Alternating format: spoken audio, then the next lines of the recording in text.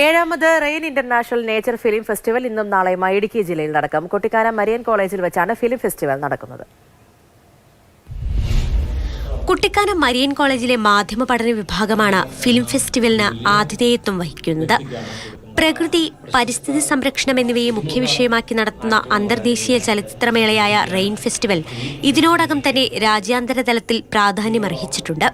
ജയരാജ് ഫൗണ്ടേഷനും ഉന്നത വിദ്യാഭ്യാസ വകുപ്പിന് കീഴിലുള്ള നാഷണൽ സർവീസ് സ്കീമും തമ്മിൽ ഒപ്പുവെച്ച ധാരണാപത്രത്തിന് ശേഷം നടത്തുന്ന ആദ്യ റെയിൻ ഫിലിം ഫെസ്റ്റിവലാണ് ഇത്തവണത്തേത്. 1000-ഓളം പാർട്ടിസിപ്പൻസ് ഉണ്ട്. അപ്പോൾ അതിനുള്ള സൗകര്യങ്ങൾ അവർ താമസിച്ച് സിനിമ കാണുകയും സിനിമ ഡിസ്കസ് ചെയ്യുകയും അതുപോലെ തന്നെ 3 മാസ്റ്റർ ക്ലാസ് ഉണ്ട് സിനിമ എങ്ങനെ ചെയ്യാം എന്നുള്ളതിൻ്റെ. പിന്നെ കൾച്ചറൽ പ്രോഗ്രാമുണ്ട്. NSS വളണ്ടിയേഴ്സും അതുപോലെ എല്ലാവരും കുട്ടികളെല്ലാം ചേർന്നിട്ടുള്ള വിവിധ കൾച്ചറൽ പ്രോഗ്രാംസ് ഉണ്ട്. കേരളത്തിലെ 3000-ലധികം വരുന്ന NSS യൂണിറ്റുകൾ പ്രകൃതി പ്രമേയമാക്കി നിർമ്മിക്കുന്ന 10 മിനിറ്റ് ദൈർഘ്യമുള്ള ഷോർട്ട് ഫിലിമുകളും ഡോക്യുമെന്ററികളുമാകും ഈ റെയിൻ ഫെസ്റ്റിവലിലെ മുഖ്യ ആകർഷണം. സംസ്ഥാന തലത്തിൽ നടക്കുന്ന സ്ക്രീനിങ്ങിനു ശേഷം തിരഞ്ഞെടുക്കുന്ന 100 ചിത്രങ്ങളായിരിക്കും ഈ 2 ദിവസം പ്രദർശിപ്പിക്കുക.